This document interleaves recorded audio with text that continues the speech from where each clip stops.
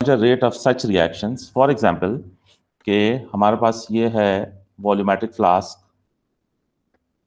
इस volumetric flask में if you mix two reagents, let us say इस volumetric flask में we have ethanoic acid and ethanol. So इनसे क्या product form होगा? एस्टर। एस्टर फॉर्म होगा, यानी इथाइल एथेनोएट फॉर्म होगा, and the by product will be water. अच्छा बेटा, अब ये इस रिएक्शन मिक्सचर हमारे पास इस वॉल्यूमेट्रिक फ्लास्क में is ethanoic acid and ethanol. Okay, इस वॉल्यूमेट्रिक फ्लास्क में we have this acid and ethanol. अब बताओ हम क्या करें कि हमें पता चलता रहे कि कॉन्सेंट्रेशन चेंज किस तरह से हो रही है in different time intervals. How would we be able to know कि how concentration of either reactant या product is changing with time? Now this is acid, okay? ये रिएक्शन मिक्सचर है इस कॉनिकल फ्लास्क में। हम चाह रहे हैं कि हमें यह पता चले कि कॉन्सेंट्रेशन चेंज किस तरह से हो रही है इस वॉल्यूमेट्रिक फ्लास्क में। उसके लिए हमें क्या करना चाहिए?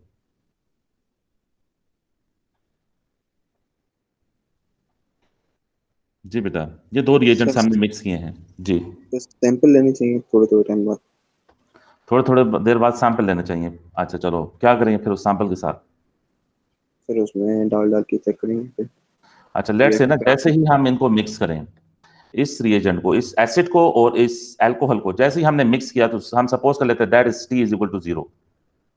ठीक है, हमारे पास स्टॉप वॉच होगी, तो स्टॉप वॉच को हम स्टार्ट कर देंगे जैसे ही हम इन दोनों रिएजेंट्स को मिक्स करेंगे। कंसिडर कर लें कि that time is t is equal to 0। अच्छा, उस टी इज इक्वल टू 0 पे हम लेट से 25 सीएम क्यूब इधर से पिपेट आउट कर लेते हैं। 25 सीएम क्यूब सोल्यूशन आप पिपेट आउट कर लो। जैसे ही आप इन दोनों रिएजेंट्स को मिक्स करो, स्टॉप वॉच स्टार्ट होगी और इन दोनों को निकाल लो। कितना? इस सोल्यूशन में से टेक आउट 25 सीएम क्यूब। अब जाहिर है इस कॉनिकल फ्लास्क में भी आपके पास ये एसिड तो है ना, ये एथेनोइक एसिड है और अल्कोहल भी है, राइट? और ये आपने इसको t is equal to 0 consider किया। जैसे ही आपने रिएक्शन मिक्सचर वॉल्यूमेट्रिक फ्लास्क में मिक्स किया, इधर से 25 सीएम क्यूब निकाल लें। ठीक है, अच्छा अब बेटा इतनी देर तक आप ऊपर ब्यूरेट लगाएंगे। अब आपको नीचे कॉनिकल फ्लास्क में एसिड है, तो इस एसिड की कॉन्सेंट्रेशन मेजर होगी टाइट्रेशन के थ्रू। इस एसिड को आप एल्कली से टाइट्रेट करें तो you would be able to calculate the concentration of this very acid. लेकिन हम ये चाहेंगे कि इस कॉनिकल फ्लास्क में रिएक्शन रुक जाए, क्योंकि अभी हमने ब्यूरेट लगाना है, इसमें इंडिकेटर ऐड करना है, तो ये थोड़ा सा टाइम लगेगा ब्यूरेट को एडजस्ट करने में। फिर ब्यूरेट को फिल करेंगे, इंडिकेटर ऐड करेंगे, तो इस दौरान इस कॉनिकल फ्लास्क में रिएक्शन चल रहा है और आपने time t is equal to 0 लिया हुआ। तो व्हाट यू नीड के कॉनिकल फ्लास्क में रिएक्शन रुक जाए, लेकिन ये जो वॉल्यूमेट्रिक फ्लास्क है इसमें रिएक्शन चलता रहे। ठीक है, तो वॉल्यूमेट्रिक फ्लास्क में तो ऑब्वियसली आपने रिएक्टेंट मिक्स किया, रिएक्शन हो रहा होगा। कॉनिकल फ्लास्क में ऐसा करें ना कि आइस ऐड कर दें। ये कॉनिकल फ्लास्क में आइस ऐड करने से कहते हैं क्विंचिंग। This is quenching. जैसे ही आप आइस ऐड करेंगे, थ्योरेटिकली रेट ऑफ रिएक्शन 0 हो जाएगा, थ्योरेटिकली, और एक्सपेरिमेंटली बहुत स्लो हो जाएगा rate of reaction, almost negligible rate होगा कॉनिकल फ्लास्क में। जाहिर है ये मेथड एब्सोल्युटली एक्यूरेट तो नहीं है, इसमें एरर्स तो होंगे, लेकिन लैब स्केल पे एक अच्छा मेथड है कॉन्सेंट्रेशन को कैलकुलेट करने का इन डिफरेंट टाइम इंटरवल्स। तो आइस क्यों ऐड कर रहे हैं बेटा? आइस इसलिए ऐड कर रहे हैं कि कॉनिकल फ्लास्क में हम चाह रहे हैं कि रिएक्शन स्टॉप हो जाए। तो यस, ऑर्गेनिक रिएक्शन वैसे भी स्लो होते हैं, आइस ऐड करेंगे तो rate of reaction will be almost negligible. किसी का कोई सवाल है? आइस ऐड करके रिएक्शन को स्टॉप करना इज नोन एज क्विंचिंग। आप आइस ऐड करें, कॉनिकल फ्लास्क में आपने आइस ऐड की, कॉनिकल फ्लास्क में रिएक्शन स्टॉप हो जाएगा। ऊपर लगाएं ब्यूरेट, इसी कॉनिकल फ्लास्क के ऊपर ब्यूरेट लगाएं, और ब्यूरेट में आप एल्कली लें। तो सपोज मैं NaOH ले रहा हूं, क्योंकि नीचे कॉनिकल फ्लास्क में एसिड है, ऊपर एल्कली लें, और एल्कली की कॉन्सेंट्रेशन नॉन होनी चाहिए, नॉन कॉन्सेंट्रेशन की एल्कली लें, और टाइट्रेट करके आपको पता चल जाएगा कि एथेनोइक एसिड की कॉन्सेंट्रेशन क्या थी टी इज इक्वल टू 0 पे। जैसे ही आपने रिएक्शन मिक्सचर को यहाँ पे मिक्स किया, इधर मिक्स किया, आपको पता चल जाएगा कि एथेनोइक एसिड की क्या कॉन्सेंट्रेशन है। एनी क्वेश्चन बेटा? किसी का कोई सवाल? नहीं सर। अच्छा, इसके बाद क्या करेंगे? ये तो आपको एथेनोइक एसिड की कॉन्सेंट्रेशन मिली, t is equal to zero. T is equal to zero पे आपको एथेनोइक एसिड की कॉन्सेंट्रेशन पता चल गई। अब डिफरेंट टाइम इंटरवल आपने डिसाइड करने हैं। टाइम इंटरवल आप डिसाइड कर लें, वो 5 मिनट भी हो सकते हैं, 10 मिनट भी हो सकते हैं। टाइम इंटरवल आपने इस तरह से डिसाइड करने हैं कि ये कॉनिकल फ्लास्क आपने इसमें से सोल्यूशन को गिराना है, इसको वॉश करना है, दोबारा इसको पिपेट आउट करना है, ठीक है, ऑपरेटर्स को दोबारा सेट करना है, तो इतना टाइम इंटरवल हो कि हम ये दोबारा रीएडजस्ट कर सकें। तो after certain time interval, let say 5 minute बाद या 10 मिनट बाद, we will repeat this experiment. ठीक है, तो लेट से कि हम फिर टी इज इक्वल टू, अगला इंटरवल हम ले लेते हैं 5 मिनट का। तो 5 मिनट्स के बाद वंस अगेन इधर से आप पिपेट आउट करो 25 cm क्यूब या 10 cm क्यूब या कोई सर्टन वॉल्यूम इस सोल्यूशन का आप वंस अगेन पिपेट आउट करोगे। पिपेट आउट करोगे आप कोनिकल फ्लास्क में। अब आप चाहोगे कि यहाँ कोनिकल फ्लास्क में रिएक्शन ना हो, क्योंकि आपने टाइम यहाँ फिक्स कर दिया, 5 मिनट्स के बाद ये सोल्यूशन लिया। तो कोनिकल फ्लास्क में रिएक्शन को स्टॉप करने के लिए you will place ice once again. Ice आप प्लेस करो तो this is known as quenching. Conical flask में रिएक्शन रुक जाएगा। अब वंस अगेन आप लगाओ इस पे ब्यूरेट। ब्यूरेट पे उसी तरह एल्कली लो जिस तरह पहले ली थी, उसकी एल्कली की कॉन्सेंट्रेशन नोन होगी। टाइट्रेशन कर लो। टाइट्रेशन करोगे तो अब आपको 25, अब आपको 5 मिनट्स के बाद एसिड की कॉन्सेंट्रेशन क्या है पता चलेगी। ठीक है, वैसे बेटा गैस करो कि ये 5 मिनट्स के बाद एसिड की कॉन्सेंट्रेशन उतनी ही होगी या कम होगी या ज्यादा होगी? कम हो जाएगी थोड़ी सी सर। हाँ, एसिड की कॉन्सेंट्रेशन कम हो जाएगी, राइट। फिर टाइम इंटरवल, यहाँ एसिड चूंकि रिएक्ट कर रहा है वॉल्यूमेट्रिक फ्लास्क में, तो एसिड की कॉन्सेंट्रेशन कम होती जाएगी। अच्छा, अब इस प्रोसेस को आपने रिपीट करना है 5 मिनट्स के बाद। इसको रिपीट करें इस प्रोसेस को, तो बेटा you will be able to, इस प्रोसेस को आप रिपीट करते जाएं तो आपको एक टेबुलेटेड डेटा आपके पास आएगा। आपने टाइम मिनट्स में लिया तो यूं आप एक टेबल प्लॉट कर सकोगे, टाइम मिनट्स में और कॉन्सेंट्रेशन मोल पर डीएम क्यूब में। कॉन्सेंट्रेशन आपकी मोल पर डीएम क्यूब में। तो ज़ाहिर है पहले t is equal to zero था, फिर 5 मिनट्स के बाद, फिर 10 मिनट्स के बाद, फिर 15 मिनट्स के बाद, फिर 20 मिनट्स के बाद आपके पास डिफरेंट कॉन्सेंट्रेशन आती रहेंगी इस एसिड की। कॉन्सेंट्रेशन आप एथेनोइक एसिड की ले रहे हो, ठीक है, और ये कॉन्सेंट्रेशन आपको टाइट्रेशन के थ्रू आती रहेंगी। इन डिफरेंट टाइम इंटरवल्स में आप टाइट्रेट करेंगे सैंपल को, तो यूं एक टेबुलेटेड डेटा आपके पास आ जाएगा, ये 20, 25। अच्छा, आपको कैसे पता चलेगा कि रिएक्शन कंप्लीट हो गया है? वॉल्यूमेट्रिक फ्लास्क में रिएक्शन कंप्लीट हो गया। सर कॉन्सेंट्रेशन चेंज नहीं हाँ, होगी जब सर। एथेनोइक एसिड की कॉन्सेंट्रेशन सेम आने लगे तो इसका मतलब है बस आप टाइट्रेशन को छोड़ दें, अब रिएक्शन कंप्लीट हो गया। ठीक है, ये एथेनोइक एसिड की कॉन्सेंट्रेशन अगर सेम आने लगे इसका मतलब है रिएक्शन इज कंप्लीटेड। अच्छा, अब बेटा उसके बाद आपने क्या करना है, आपके पास कॉन्सेंट्रेशन भी है, आपके पास टाइम भी है और ये डेटा भी है। ठीक है, तो फिर आपने अगले स्टेज में क्या करना है, प्लॉट करना है। क्या प्लॉट करना है? Concentration time graph. कॉन्सेंट्रेशन आपने कैलकुलेट किया एथेनोइक एसिड की, टाइम आप ले लें एक्स एक्सिस पे, तो कॉन्सेंट्रेशन टाइम ग्राफ आप प्लॉट करोगे। कॉन्सेंट्रेशन टाइम ग्राफ जब आप प्लॉट कर लोगे तो फिर इस प्लॉट पे आपने ग्रेडियंट लें किसी भी पॉइंट पे, तो you will get rate. Concentration time graph के किसी भी पॉइंट पे जो ग्रेडियंट होगा that will be instantaneous rate at that particular point, gradient will tell you the rate. ठीक है, एनी क्वेश्चन बेटा? वंस अगेन ये मैं बता रहा हूं आपको कि अगर आपके पास रिएक्शन ऐसा है जिसमें कोई एसिड इन्वॉल्व है रिएक्टेंट्स में, या कोई दूसरा रिएक्शन है जिसमें एल्कली इन्वॉल्व है, अगर आपके पास कोई एसिड या एल्कली इन्वॉल्व है रिएक्टेंट्स में, तो फिर आप कॉन्सेंट्रेशन चेंज मेजर कर सकते हो थ्रू टाइट्रेशन। तो थ्रू टाइट्रेशन क्या कैसे करोगे आप? Different volume, sorry same volume लेते रहोगे इन डिफरेंट टाइम इंटरवल्स और उनको टाइट्रेट करोगे। ठीक है, इन द मीन वाइल आप कोनिकल फ्लास्क में जब सैंपल लो तो आइस ऐड कर दो कोनिकल फ्लास्क में, this will quench the reaction. यानी कोनिकल फ्लास्क में रिएक्शन स्टॉप करने के लिए वी विल यूज आइस। जी बेटा, अब आप क्वेश्चन करें तो मुझे आइडिया होगा कि कहाँ आपको डाउट फील हो रहा है।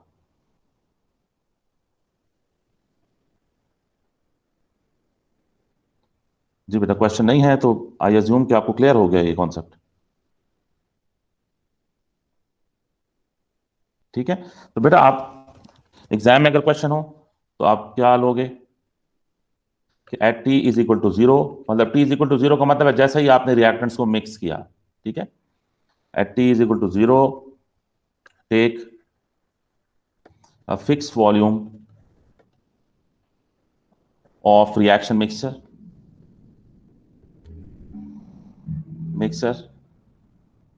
आप ये भी कह सकते हो कि pipette out fix volume of reaction mixture in conical flask,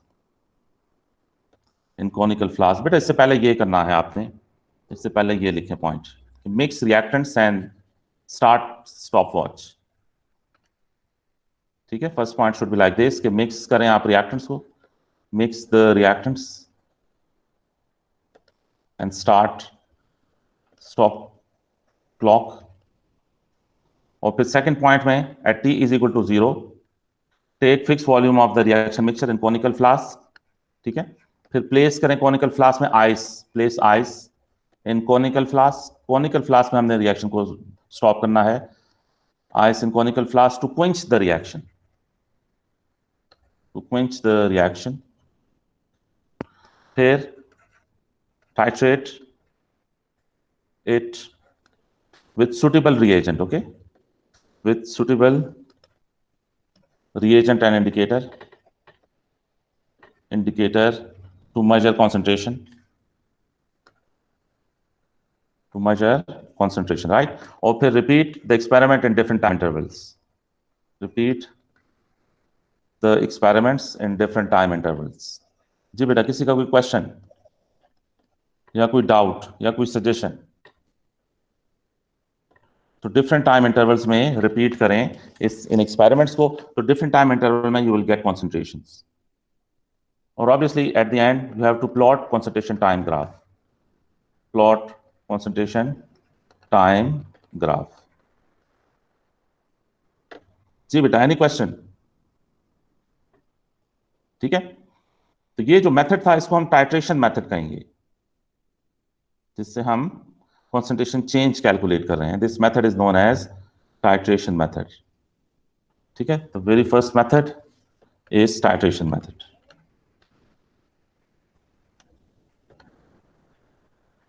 this method is titration method, right? अच्छा बेटा, जो नेक्स्ट मेथड है that is conductometry. So conductometry के लिए हम conductometer is used, we will use conductometer for conductometry. बेटा what is conductance? What is conductance? Now beta, second method is conductometry. Conductometry is done with conductometer, and conductometer actually measures conductance. What is conductance? जी बेटा, Sir, the ability to let something flow from inside the substance. हाँ, it's not something, it's specific for charge। ठीक है, आपने बेटा पढ़ा है resistance physics में। Conductance को एक्सप्लेन करना केमिस्ट्री का कॉन्सेप्ट नहीं है, लेकिन you would be familiar with resistance in physics. जब चार्ज फ्लो करता है किसी मीडियम में तो दैट चार्ज एक्सपीरियंस रेजिस्टेंस, तो the reciprocal of resistance is conductance. Conductance और रेजिस्टेंस ये रेसिप्रोकल हैं एक दूसरे के। इस वजह से जो कंडक्टेंस है ना, इसके यूनिट भी ओहम इनवर्स है। कंडक्टेंस की जो यूनिट है that is ohm inverse. Resistance की यूनिट है जी जी। सर जाके स्क्रीन शो नहीं हो रही, स्क्रीन शो नहीं हो रही, बाकी बच्चों को भी नहीं हो रही? हो रही है इससे मुझे हो रही है। अच्छा बेटा, आप चेंज करें अपनी सेटिंग। सर एक रीजॉइन कर लो। हाँ, सो कंडक्टोमीटर जो है ना, ये क्या करता है? It measures conductance. अच्छा, कंडक्टोमीटर बहुत एक सिंपल सा डिवाइस है और बहुत इजी टू यूज है। इसकी यूं एक स्क्रीन होती है और यहाँ पे कंडक्टेंस की वैल्यूज होती हैं, जो भी लेट से अगर कोई नॉन इलेक्ट्रोलाइट है तो उसकी कंडक्टेंस 0.00 होगी। फिर ये वायर होती है, दिस इज वायर, और वायर के बाद इधर एक बल्ब होता है, ठीक है, ये बल्ब है। तो इस बल्ब को हम उस सोल्यूशन में डिप करते हैं जिसकी कंडक्टेंस मेजर करनी है, जिस सोल्यूशन की। ये कंडक्टोमीटर बहुत यूजफुल सा डिवाइस है। बेटा आपको एक कॉन्सेप्ट पता है, सॉल्युबिलिटी, सॉल्युबिलिटी ऑफ सॉल्ट्स, ठीक है। अच्छा, सॉल्युबिलिटी ऑफ सॉल्ट्स में कुछ सॉल्ट ज्यादा सॉल्युबल होते हैं, कुछ सॉल्ट्स कम सॉल्युबल होते हैं। तो ये सॉल्ट्स की रिलेटिव सॉल्युबिलिटी कहां से चेक करते हैं? वैसे और डिवाइसेस भी हैं, लेकिन one of the device is conductometer. Conductometer को हम कैसे यूज कर सकते हैं फॉर सॉल्युबिलिटी ऑफ सॉल्ट्स बेटा? सर नॉर्मल वाटर तो कंडक्ट करते नहीं है, तो जो सॉल्ट्स होते हैं सर उनके आयंस बन जाते हैं और आयंस कंडक्ट करते हैं इलेक्ट्रिसिटी। तो जब कंडक्टिविटी ज्यादा होगी इस डिवाइस पे तो इसका क्या मतलब होगा? सॉल्युबिलिटी ज्यादा सर। ज्यादा है, एंड वाइस वर्सा, ठीक है। Yes. इसी तरह आपको वीक एसिड और स्ट्रॉन्ग एसिड का पता है कि वीक एसिड जो है वो स्लाइड डिसोसिएट होता है, स्ट्रॉन्ग एसिड ज्यादा डिसोसिएट होता है। ये भी हम कंडक्टोमीटर से डिसाइड कर सकते हैं। आप डिफरेंट एसिड्स लें, उनकी कंडक्टेंस निकालें, तो जाहिर है जो स्ट्रॉन्ग एसिड होगा उसकी कंडक्टिविटी ज्यादा होगी, वीक एसिड की कंडक्टिविटी कम होगी। अब कंडक्टिविटी कम है इसका मतलब है डिसोसिएशन कम है। It's kind of very useful device ये कंडक्टोमीटर। इस एक्सपेरिमेंटली हम सॉल्ट्स की सॉल्युबिलिटी भी चेक करते हैं, हम इलेक्ट्रोलाइट्स को भी चेक करते हैं कि स्ट्रॉन्ग इलेक्ट्रोलाइट है या वीक इलेक्ट्रोलाइट है। इसी तरह हम एसिड बेस की स्ट्रेंथ भी चेक करते हैं एक्सपेरिमेंटली, एसिड ज्यादा डिसोसिएट हो रहा है, कम डिसोसिएट हो रहा है, यूजिंग कंडक्टोमीटर, ठीक है। हाँ, लेकिन बेटा एक बात है कि कंडक्टोमीटर आप यूज तब करेंगे ना जब रिएक्शन में आयंस या तो प्रोड्यूस हो रहे हो और या आयंस यूज्ड अप हो रहे हो। कोई रिएक्शन मिक्सचर जिसमें या तो आयंस बन रहे हो या आयंस यूज्ड अप हो रहे हो, उस जगह आप कंडक्टोमीटर यूज कर सकते हो। तो जिस रिएक्शन में आयंस ना प्रोड्यूस हो रहा है ना यूज्ड अप हो रहे हैं, उस रिएक्शन में you can not use conductometer. For example हम ये रिएक्शन कंसिडर करें, this is ethanol C2H5 and OH, और इसको हम अगर रिएक्ट करें SOCl2 से, कोई बताएगा क्या प्रोडक्ट्स होंगे? ऑर्गेनिक केमिस्ट्री को छोड़े हुए तो काफी अरसा हो गया होगा, लेकिन चलें फिर भी, एनीवन इन द क्लास जो बताए कि क्या प्रोडक्ट्स होंगे? Sir C2H4Cl2। C2H5 और Cl बेटा, ये सब्स्टिट्यूशन रिएक्शन है। One of the halogen will replace this OH। Alcohol का जो OH है ना, that will be substituted by Cl, so ये सब्स्टिट्यूशन रिएक्शन होगा, राइट। एंड सल्फर के साथ एक ऑक्सीजन है, दूसरा ऑक्सीजन ये O का पिक अल्कोहल से पिक करेगा, तो इट बिकम्स SO2, ठीक है। And the other thing we get is HCl, ठीक है। The other thing we obtain is HCl। अब जो ये HCl हमारे पास ऑब्टेन हुआ है, तो HCl तो स्ट्रॉन्ग एसिड है, तो व्हाट कैन वी कंक्लूड कि ये we have hydrogen ions and chloride ions, ठीक है। अच्छा अच्छा बेटा, आप बताओ कि अगर हम किसी रिएक्शन चैम्बर में, ये रिएक्शन वेसल है, ठीक है, ये है बीकर, ठीक है। इस बीकर में हम ले लें ये एथेनॉल और दूसरा रिएजेंट हमने प्लेस किया SOCl2, राइट। फिर इसमें हमने डिप करना है किसको? कंडक्टोमीटर को। ये कंडक्टोमीटर है, ठीक है, दिस इज कंडक्टोमीटर। अच्छा, तो आपको क्या लगता है कि विद डिफरेंट टाइम इंटरवल, जैसे जैसे टाइम ज्यादा होता जाएगा, कंडक्टेंस क्या होगा? कंडक्टेंस को जैसे जैसे टाइम प्रोसीड करेगा कंडक्टेंस ज्यादा होती जाएगी। क्यों? जैसे जैसे टाइम गुजरेगा you will have more hydrogen ions and chloride ions. तो रिएक्शन मिक्सचर में आयंस की कॉन्सेंट्रेशन ज्यादा होगी, जिसकी वजह से कंडक्टेंस भी ज्यादा होगी।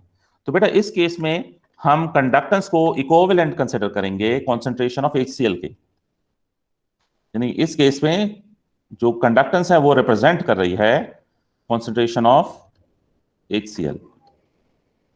जितनी HCl की कॉन्सेंट्रेशन ज्यादा होगी, इसका मतलब है उतनी ही कंडक्टेंस ज्यादा होगी।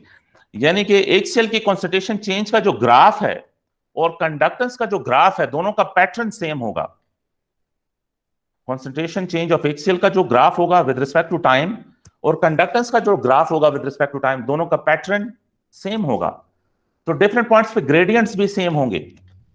तो यूं हम कंडक्टेंस को एक्सप्लॉइट कर रहे हैं अपने बेनिफिट के लिए, यानी हम कॉन्सेंट्रेशन चेंज को थ्रू कंडक्टेंस निकाल रहे हैं, राइट। और फिर आजकल ऐसे सोफिस्टिकेटेड कंडक्टोमीटर्स भी हैं जो कोलैबोरेटेड होते हैं, कोलैबोरेटेड इन अ वे कि वो कंडक्टेंस को कन्वर्ट कर देते हैं कॉन्सेंट्रेशन में। तो कंडक्टेंस जो है वो इन रियलिटी भी ऐसे डिवाइसेस हैं जो कंडक्टेंस को कॉन्सेंट्रेशन में कन्वर्ट कर दें। तो आप एग्जाम में कंडक्टेंस भी यूज कर सकते हो, आप कॉन्सेंट्रेशन ऑफ आयंस भी यूज कर सकते हो, कॉन्सेंट्रेशन ऑफ HCl भी यूज कर सकते हो। लेकिन आप कंडक्टोमीटर तभी यूज करोगे जब रिएक्शन में या तो आयंस प्रोड्यूस हो रहे हो या आयंस यूज्ड अप हो रहे हो, तब आप कंडक्टोमेट्री अप्लाई कर सकोगे। एनी क्वेश्चन बेटा? यू शुड बात ओपन द रिपीट आस्क कर क्वेश्चन। दीजिए आप। जी बेटा, ये आखिरी बात आपने बताया, दोबारा बताते हैं। आखिरी बात मैंने ये बताई कि अब आजकल ऐसे सोफिस्टिकेटेड कंडक्टोमीटर्स भी हैं जो कोलैबोरेट जिनको कर देते हैं, तो वो कंडक्टेंस को कन्वर्ट कर देते हैं कॉन्सेंट्रेशन की न्यूमेरिकल वैल्यू में। तो वो कंडक्टेंस को इस तरह की एग्जैक्ट कॉन्सेंट्रेशन की वैल्यू आ रही होती है कंडक्टोमीटर से ही, लेकिन ऐसा सिर्फ सोफिस्टिकेटेड कंडक्टोमीटर्स में होता है। अदरवाइज आप एग्जाम में कंडक्टेंस भी यूज कर सकते हैं और कॉन्सेंट्रेशन भी यूज कर सकते हैं, ठीक है। तो एग्जाम में अगर क्वेश्चन पूछा जाए कि आप किस तरह रेट ऑफ रिएक्शन मेजर करोगे, तो ऑब्वियसली फर्स्ट स्टेप क्या होगा कि mix the known amount of reactants in a beaker। reactants को आपने मिक्स किया ऑब्वियसली, और फिर क्या क्या, प्लेस bulb of conductometer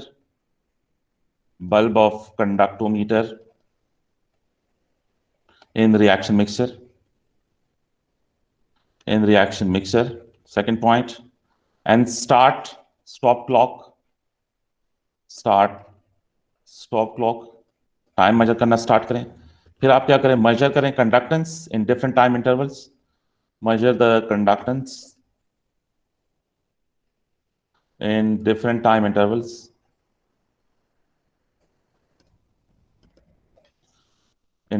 और फिर बेटा क्या करना है, लास्ट पॉइंट, कि प्लॉट करना है conductance time graph, plot conductance time graph. तो कंडक्टेंस टाइम ग्राफ का जो पैटर्न होगा वो कॉन्सेंट्रेशन टाइम ग्राफ की तरह ही होगा। तो रेट ऑफ रिएक्शन आप कंडक्टेंस टाइम ग्राफ से निकाल सकोगे, प्लॉट कंडक्टेंस टाइम ग्राफ, और फिर जो ग्रेडियंट होगा वो रेट होगा, जो कर्व आएगी आपके पास उस पे जो ग्रेडियंट होगा that will be equal to rate. जी बेटा, एनी क्वेश्चन? ठीक है, नो क्वेश्चन बेटा? नहीं सर। अच्छा बेटा, अब नेक्स्ट थिंग इज कलरीमेट्री। ये कलर से ऊपर जाते हैं बस। जी जी स्टेप बेटा, 5। जी जी बेटा, जी जरूर, ये लीजिए, एक मिनट, ठीक ठीक है। अच्छा बेटा, नेक्स्ट थिंग इज कलरीमेट्री। एक होता है कैलोरीमेट्री, ये कलरीमेट्री है, कलर से निकला, कलरीमेट्री मेजरमेंट को कहते हैं, और कलरी इज फॉर कलर, तो दैट इज ये कलर से, और फिर आए कलरीमेट्री। इसका जनरल मतलब है कलर मेजरमेंट। अच्छा, ये मेथड हम, एक होता है बेटा calorimetry, CA, that is calorimetry. Calorimetry पता है बेटा क्या होता है? You know what is calorimetry? जी बेटा, हेलो। कैलोरीमीटर, नहीं पता। Calorimeter is a kind of device जो आप AS में प्रैक्टिकल्स करते थे। ये एक रफ सा कैलोरीमीटर है कि आपने बीकर लिया, बीकर में रखा पॉलीस्टीरीन कप रखा, और उसमें रखा थर्मोमीटर। सर एंथैल्पी चेंज वाला ना? हाँ, एंथैल्पी चेंज वाला जो डिवाइस है ना, वो कैलोरीमीटर होता है, ठीक है। और ये इस वक्त जो मैं बता रहा हूँ ये कलरीमीटर है। कलरीमीटर ये कलर चेंज को मॉनिटर करता है। ये क्या करता है, मॉनिटर्स दी कलर चेंज, ठीक है। और जो कैलोरीमीटर है ना, ये मेजर करता है एंथैल्पी चेंज को, मेजर्स, फाइनल रिजल्ट होता है इसका कि एंथैल्पी चेंज की मेजरमेंट देता है। ओके, सो कलरीमीटर जो है वो कलर चेंज को मॉनिटर करता है। अब लेकिन कलरीमीटर आप तब यूज कर सकेंगे जब रिएक्शन में कलर चेंज हो रहा हो, या तो रिएक्टेंट कोई कलर्ड स्पीशी हो और प्रोडक्ट में कलर ना हो, या प्रोडक्ट कोई कलर्ड स्पीशी हो और रिएक्टेंट में कलर ना हो, तो तब आप कलरीमीटर यूज कर सकते हैं। फॉर एग्जाम्पल बेटा ये प्रोपेनोन है, ठीक है, दिस इज प्रोपेनोन और दिस इज आयोडीन। ये भी एक्वस है, ये भी एक्वस है, और इसके प्रोडक्ट्स में ये रिएक्शन इस यू आर नॉट सपोज्ड के इस रिएक्शन को मेमोराइज करो। ओके, आप बेटा बताओ इस रिएक्शन में कोई कलर चेंज इन्वॉल्व है या नहीं? Yes sir. क्या कलर चेंज होगा? Sir dark brown to colourless. हाँ यस बेटा, ये लेफ्ट साइड पे आयोडीन एक्वस है, तो एक्वस आयोडीन इज ब्राउन, ठीक है। अब आयोडीन की कॉन्सेंट्रेशन जितनी ज्यादा होगी उतना ये डार्क होगा, तो ये ब्राउन सोल्यूशन होगा। लेकिन राइट साइड पे ये भी कलरलेस है और HI भी कलरलेस है, तो बोथ आर कलरलेस, ठीक है। अब आप कलरीमीटर यूज कर सकते हो। अच्छा, कलरीमीटर की मैं थोड़ा आपको बताऊं इसकी, इसमें होता क्या है। एक बॉक्स सा होता है, बहुत सिंपल सा ऑपरेटर्स है, ठीक है। ये इस तरह बॉक्स लाइक अरेंजमेंट होती है। इसके 3 पार्ट्स होते हैं। एक तो ये टेस्ट ट्यूब है, टेस्ट ट्यूब में हम रिएक्शन मिक्सर रखते हैं। अच्छा, इस तरफ लाइट सोर्स होगा। ये क्या होगा? Light source. तो लाइट सोर्स सिंपल एक बल्ब होता है जिससे लाइट निकलती है। सो दिस इज लाइट, ठीक है। ये लाइट इधर से इंसिडेंट हो रही है। अच्छा, इसमें हमने क्या रखा है? इसमें हमने रिएक्शन मिक्सचर रखा है टेस्ट ट्यूब में, रिएक्शन मिक्सचर, ठीक है। और बेटा इसके राइट साइड पे होगा डिटेक्टर, राइट साइड पे होता है डिटेक्टर। डिटेक्टर असल में फोटो सेल होता है। बेटा you know about photo cell? खैर केमिस्ट्री में इतनी डिटेल नहीं चाहिए, आप सिर्फ डिटेक्टर भी लिख सकते हैं। फोटो सेल ना भी लिखें, सिर्फ डिटेक्टर भी लिखें तो भी ठीक है। लेकिन जो डिटेक्टर होता है वो फोटो सेल होता है। फोटो सेल बेटा आपने टेस्ट मैच देखे हैं?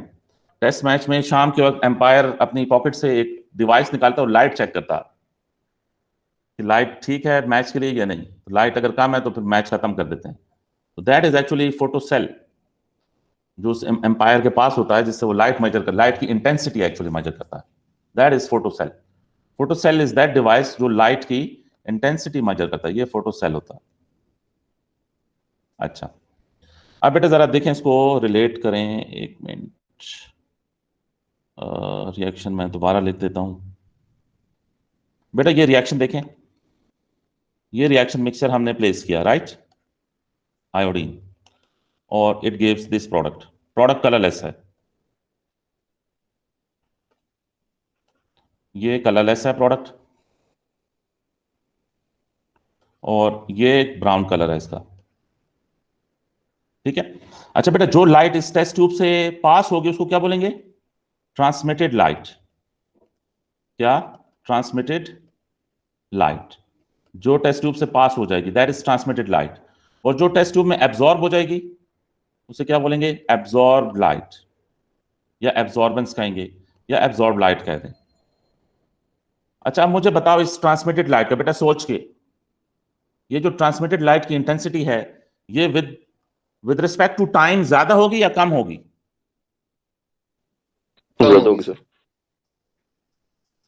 शुरू में जो कलर है टेस्ट ट्यूब में वो क्या होगा? सर कलरलेस होता जाएगा, कम होता जाएगा। कलर जब कम होता जाएगा तो ट्रांसमिटेड लाइट ज्यादा होगी सर। ज्यादा होती जाएगी। जब टेस्ट ट्यूब में कलर कम होता जाएगा तो ट्रांसमिटेड लाइट ज्यादा होती जाएगी। बेटा सोचें सब इस बात पे। कोई क्वेश्चन है तो मुझसे पूछें। शुरू में कलर जो है वो डार्क ब्राउन होगा, फिर पेल ब्राउन होता जाएगा। जो ब्राउन सोल्यूशन है वो लाइट होता जाएगा कलर में। तो जैसे कलर फेंट होता जाएगा तो लाइट पे ज्यादा पास होगी। तो जो ट्रांसमिटेड लाइट है ये असल में आपको कॉन्सेंट्रेशन चेंज बता रही होगी। ट्रांसमिटेड लाइट की इंटेंसिटी बिल्कुल कॉन्सेंट्रेशन चेंज के हिसाब से चेंज हो रही होगी। बेटा ये बात समझ में आई कि ट्रांसमिटेड लाइट क्यों फेंट की इंटेंसिटी क्यों ज्यादा होती जाएगी? क्योंकि कलर फेंट होता जाएगा, क्योंकि आयोडीन रिएक्टेंट में है, ठीक है बेटा। अच्छा, और बेटा ये भी आप लिख सकते हो एग्जाम में, एब्जॉर्ब लाइट। शुरू में एब्जॉर्ब लाइट क्या होगी? ज्यादा होगी, और जैसे जैसे टाइम गुजरेगा एब्जॉर्ब लाइट, जैसे जैसे टाइम गुजरेगा एब्जॉर्बेंस। सर इसका रिएक्शन से लिंक नहीं है कि ये लाइट रिएक्शन में यूज होगी या अब्जॉर्ब करेंगी ये? नहीं, जो रिएक्शन मिक्सचर में जो कलर है ना वो असल में लाइट को ब्लॉक करेगा। ठीक है सर। तो जितना आयोडीन ज्यादा होगा उतनी लाइट ज्यादा ब्लॉक होगी, यानी ट्रांसमिटेड लाइट उतनी कम होगी। तो जो लाइट ब्लॉक हो रही है उसे हम कंसिडर करेंगे कि वो एब्जॉर्ब हो रही है। जैसे जैसे आयोडीन कम होता जाएगा सोल्यूशन पेल होता जाएगा, पेल होता जाएगा तो फिर ट्रांसमिटेड लाइट ज्यादा होती जाएगी। तो आप ग्राफ जो है ना वो ट्रांसमिटेड लाइट का भी बना सकते हैं, एब्जॉर्ब लाइट का भी बना सकते हैं। ठीक है, जो ट्रांसमिटेड लाइट है उसको हम ट्रांसमिटेंस बोलेंगे, जो एब्जॉर्ब लाइट है उसे हम एब्जॉर्बेंस बोलेंगे। तो बस ट्रांसमिटेंस से ही खैर है, आप प्रोसीड करें। अच्छा ये बेटा जो जो एक बॉक्स सा होता है उस बॉक्स में ये तीन चीजें होंगी। ये लाइट सोर्स होगा नंबर 1, नंबर 2 कोई कंटेनर होगा जिससे जो ट्रांसपेरेंट ग्लास का बना होगा, ट्रांसपेरेंट ग्लास का इसलिए कि उसमें से लाइट पास हो सके, और तीसरी चीज होगी डिटेक्टर। इन तीनों चीजों को मिला लें तो it becomes colorimeter. This is colorimeter, right. Colorimeter इन तीन इसके पार्ट्स हैं। ओके, तो अब वंस अगेन इसको हम क्या करेंगे, कैसे, हाउ वुड बी राइट। पहला काम तो ये हमने करना कि मिक्स करना है रिएक्टेंट्स को and place them in colorimeter में प्लेस कर दें। फिर आपने स्टार्ट कर देनी है क्या, स्टार्ट स्टॉप क्लॉक। ठीक है, थर्ड आपने क्या मेजर करना, मेजर ट्रांसमिटेंस, मेजर या ट्रांसमिटेड लाइट, दोनों ठीक है, ट्रांसमिटेड लाइट इंटेंसिटी। तो जाहिर है ये जो ट्रांसमिटेड लाइट इंटेंसिटी है ये डिटेक्टर मेजर करेगा। तो measure transmitted light intensity in different time intervals, in different time intervals. अच्छा, ट्रांसमिटेड लाइट इंटेंसिटी की जगह आप एब्जॉर्ब लाइट इंटेंसिटी भी लिख सकते हैं। ठीक है, और फिर फोर्थ में आपने प्लॉट करना है, plot transmittance time graph, transmittance time graph plot करें, और फिर जो ग्रेडियंट होगा that will be equivalent to rate, gradient होगा रेट के इक्विवेलेंट।